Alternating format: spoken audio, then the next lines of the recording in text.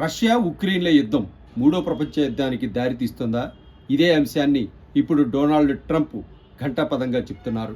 రెండు దేశాలు వెనక్కి తగ్గకపోతే మూడో ప్రపంచ యుద్ధం చూడాల్సి వస్తుందని హెచ్చరించారు కూడా. మరి ఇప్పుడున్నటువంటి పరిస్థితులు చూస్తే రెండు దేశాల మధ్య ఉన్నటువంటి ఉద్రిక్తతలు దాదాపుగా 4 సంవత్సరాలుగా ఈ ఉద్రిక్తతలు కొనసాగుతూ ఉన్నాయి. 5 లక్షల మంది ఇప్పటికే అసూలు బాశారు. ప్రజలు కానీ, అలాగే సైనికులు కానీ, పౌరులు ఎవరైనా కానీ మొత్తం 5 లక్షల మంది ఇప్పటికే చనిపోయారు. ఒక్క లాస్ట్ మంత్లోనే 25,000 మంది ప్రాణాలు వదిలారు. మరి ఇటువంటి భీకర యుద్ధం రెండు దేశాల మధ్య జరుగుతుంటే నాటో దళాలు కూడా రంగప్రవేశం చేస్తే మూడో ప్రపంచ యుద్ధం తథ్యమనేటటువంటిది ట్రంప్ వాదన. నాటో దళాలు ఒక్కసారిగా తెరపైకి వస్తే ఇటువైపు భారత్ కూడా రష్యాకు, అలాగే చైనా కూడా రష్యాకి సపోర్ట్ చేసేటువంటి అవకాశాలు ఉన్నాయి. మరి ఈ విధంగా చూస్తే నాటో దళాలు ఓవైపు, అలాగే రష్యా మద్దతుదారులు ఓవైపుకు చేరితే ఖచ్చితంగా ఇది మూడో ప్రపంచ యుద్ధంకి దారి తీసేటటువంటి అవకాశం లేకపోలేదు.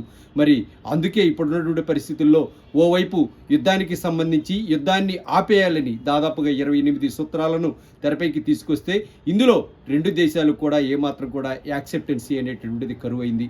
ఇప్పటి వరకు చూస్తే ఇప్పటికే రష్యా ఉక్రెయిన్కు సంబంధించినటువంటి సమీప భూభాగాలన్నింటినీ కూడా ఆక్రమించేసింది.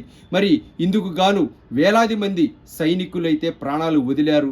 మరి సైనికులు ప్రాణాలు వదిలి సాధించినటువంటి ఈ భూభాగాన్ని ఏమాత్రం కూడా వదులుకోలేమని రష్యా కంఠపదంగా చెప్తుంటే, మరోవైపు జెలెన్స్కీ అయితే గనక ఏమాత్రం కూడా రష్యా ప్రతిపాదనలు ఒప్పుకోము, రష్యా ఆ భూభాగాలను వదిలి వెళితే కానీ మేము యుద్ధాన్ని విరమించుకోమని ఇటు జెలెన్స్కీ కూడా ఖచ్చితంగా ఆయన నిక్కచ్చిగా తేల్చి చెప్పేశారు. మరి ఈ నేపథ్యంలో జెలెన్స్కీ కూడా ఉక్రెయిన్లో జరుగుతున్నటువంటి యుద్ధానికి సంబంధించి యుద్ధం ముగిసిన వెంటనే ఎన్నికలు జరుగుతాయి. మరి ఈ ఎన్నికలు జరిగితే గనక మరి అక్కడ ఉన్నటువంటి పరిస్థితులకు అనుగుణంగా జెలెన్స్కీ ఓటమి పాలయ్యేటువంటి అవకాశం ఉంది. ఇప్పటికే ఆయనపై కరప్షన్ ఛార్జెస్ భారీగానే ఉన్నాయి. మరి ఇటువంటి నేపథ్యంలో ఆయన ఓటమి తథ్యమనేటటువంటిది ఇప్పుడు తేలిన అంశం. మరి ఈ నేపథ్యంలో ఆ దేశంలో ఎన్నికలు రాకూడదనేటటువంటిది జెలెన్స్కీ ఆశాభావం. అలాగే రష్యా వైపు నుంచి ఏ ఒక్క ప్రతిపాదనను కూడా ఒప్పుకోమంటున్నారు. మరి అలాగే యూరోపియన్ కంట్రీస్ కూడా రష్యాకు ఈ అవకాశం కల్పిస్తే, ఏదైతే ఆ భూభాగాలను వదిలేయకుండా ఆ భూభాగాల్లో కొనసాగుతామంటున్నటువంటి రష్యా ప్రతిపాదనల్ని అంగీకరిస్తే పక్కనే ఉన్నటువంటి యూరోపియన్ దేశాలన్నింటిపై కూడా రష్యా ఇదే పంథ అవలంబిస్తే కనుక తమకు తీరని నష్టం జరుగుతుందనేటటువంటిది ఒక అపోహ.